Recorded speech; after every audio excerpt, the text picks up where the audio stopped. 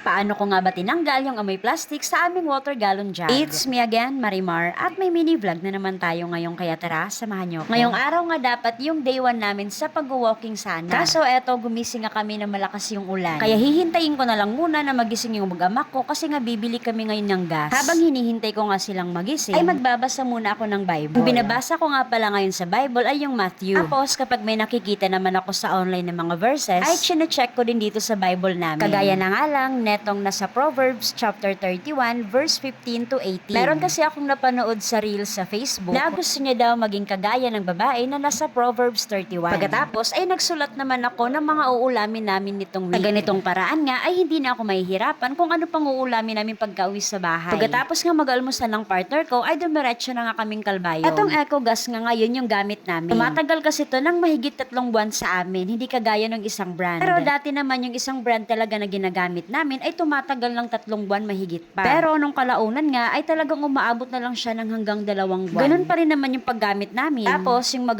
etong sa Eco Savers Gas ay mas mura pa. Syempre tayo talagang mga nanay ay maghahanap talaga ng mura at the same time ay parehas na naman ang paggagamitan sa leading brand. Paano ko nga pala natanggal yung amoy plastic sa jug namin? Ay eto lang yung ginawa ko, yung pinaghugasan ko ng bigas. Ang pagkadating nga ng mga jug na to ay hinugasan ko na agad to gamit yung dishwashing at saka yung sponge. Tapos ay 2 beses ko naman hinuhugasan yung bigas namin para mailagay ko dito yung tubig na pinaghugasan. Tapos ay alog-alogin na to. At ibabad mo lang din to ng 24 hours at hugasan na din ulit ng dishwashing liquid gamit ang sponge. Nagilid ko nga lang din to para mababad doon sa may faucet.